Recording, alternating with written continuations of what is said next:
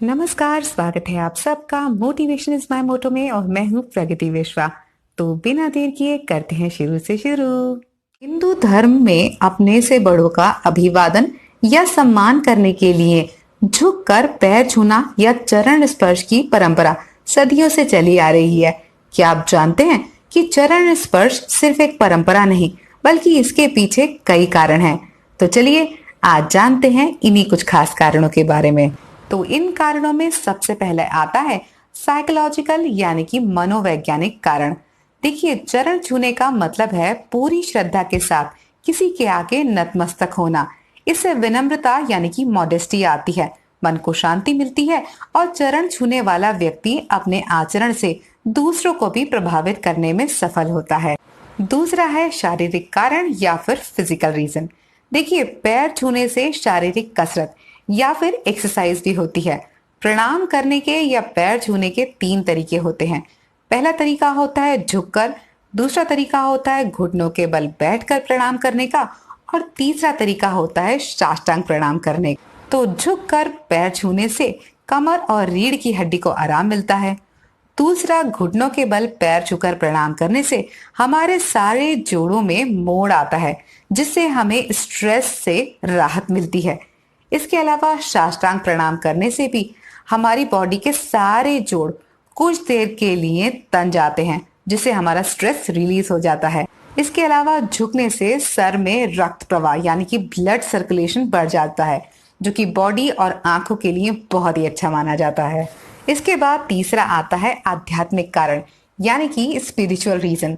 कहा जाता है कि हर रोज बड़ों के पैर छूने से आयु, विद्या, यश, बल में बढ़ोतरी होती है। किसी के पैर छूने का मतलब है समर्पण का भाव जगाना। जब मन में समर्पण का भाव आता है तो अहंकार के लिए कोई स्थान नहीं होता। और आप जानते ही हैं कि अहंकार ही मनुष्य का सबसे बड़ा शत्रु है, जो उसकी आध्यात्मिक और भौतिक दोनों उन्नति के लिए सबसे बड़ा बाधक साबित होता है। इसके अलावा माना जाता है कि पैर के अंगूठे से भी शक्ति का संचार होता है और मनुष्य के पैर के अंगूठे में ऊर्जा प्रसारित करने की शक्ति होती है। कहा जाता है कि जब आप किसी पूजनीय व्यक्ति के चरण स्पर्श करते हैं तो आपका हाथ उनके पैरों को स्पर्श करता है और उस व्यक्ति का हाथ आशीर्वाद के लिए आपके सर पर या सर के ऊपरी भाग पर होता है। इससे उस आदरणीय व्यक्ति की पॉजिटिव एनर्जी का संचार आप तक होता है, जिसे हम आम भाषा में आशीर्वाद भी कहते हैं। इसी कारण चरण स्पर्श करने से हमारा आध्यात्मिक और मानसिक दोनों तरीके से विकास होता है। अब बात करेंगे चौथे वैज्ञानिक या फिर साइंटिफिक रीजन के बारे में। न्यूटन के नियम अनुसार विश्व में सभी चीजें गुरुत्वाकर्षण के नियम यानी कि ग्रेविटेशनल लॉ से बंधी हुई हैं। मनुष्य के सर को उत्तरी ध्रुव यानी कि नॉर्थ पोल माना जाता है और पैरों को दक्षिणी ध्रुव यानी कि साउथ पोल माना जाता है। कहा जाता है कि हमारी ऊर्जा उत्तरी ध्रुव से प्रवेश करके दक्षिणी ध्रुव की ओर प्रवाहित होकर एक चक्र पूरा करती है।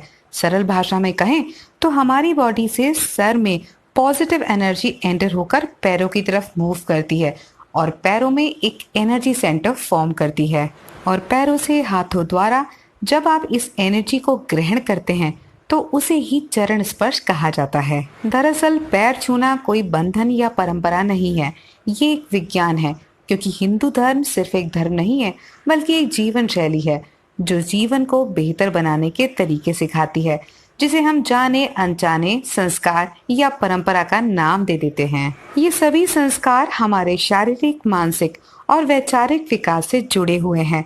तो इसीलिए आपसे कहूंगी कि अपने संस्कारों से, अपनी जड़ों से जुड़िए, क्योंकि जड़ों से जुड़े पेड़ ही बड़ी से बड़ी आंधियों का डट कर सामना करके खड़े रहने में सफल होते हैं। इसी विचार के साथ आशा करती हूँ कि मेरी बातें आप तक पहुँची होंगी।